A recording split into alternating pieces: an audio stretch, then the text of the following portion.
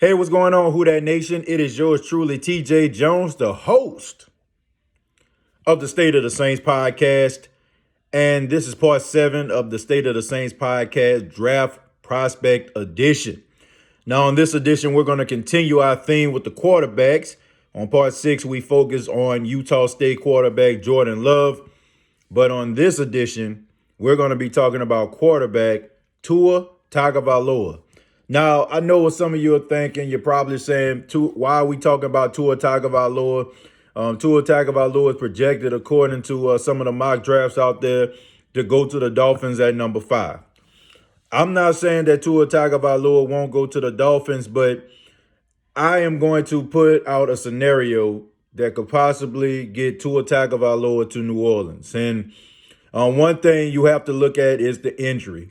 Tua Tagovailoa sustained a very serious hip injury in a college football game. I think they were playing Mississippi State, if I'm not mistaken. He ended up getting hurt, and a lot of people felt like, he wasn't going to go back to being the way that he was. And when you have the Miami Dolphins, a franchise that have been struggling and been looking for a quarterback for quite some time, you have to wonder, is there a possibility they may pick Justin Herbert over Tua Tagovailoa due to the fact that Tua has been hurt and the fact that Tua is possibly going to need a little bit more time to rehab and develop, and he won't be ready to rock and roll. And, do I feel like the New Orleans Saints could land Tua Tagovailoa because of this? Absolutely. I mean, I look at it like this. Tua Tagovailoa, if he don't go at the 5 spot, there's a lot more teams out there who need other positions other than a quarterback, and he might fall to the spot in the teens or something like that, and maybe the Saints may think about trading up to try to snatch him, at some of the team spots, maybe like the 13th or the 14th spot. And I think it would be a good look, especially like since we're looking at, we're almost in March and we haven't heard from Drew Brees yet. So that's all indications that he is coming back. So if Drew Brees is coming back, you talk about Taysom Hill, being his backup, and then you don't have to worry about rushing Tua Tagovailoa to the field. Now, look at some of the strong points of Tua Tagovailoa. I mean, you got to look at the competition that he played. He went up against elite defenses in the SEC. He always put up really good numbers. His completion percentage last season was like off the charts. We can't forget about him in the national championship game against Georgia a couple years ago when Jalen Hurts was struggling. He came in and actually won the game for the guys. One thing you can say about Tua, he's tough. He's a leader.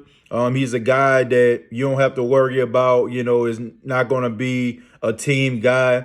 I mean, he left it all on the field.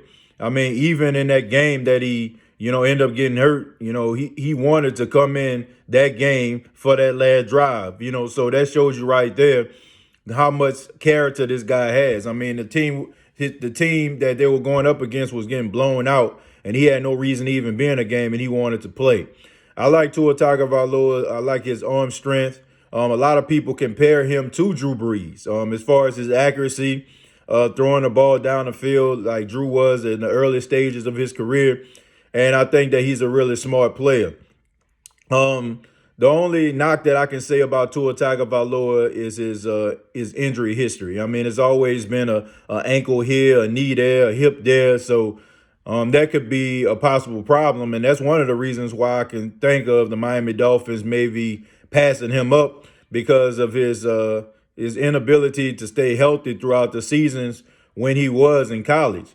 But I think that, once he get into the NFL, once, quarterback coaches and offensive coordinators get with him about making smarter decisions, about, throwing the ball, making sure that you're giving yourself up, I think that he'll be okay. I like Tua Tagovailoa. I think that he would be a good fit with the New Orleans Saints. I think that he would be a leader.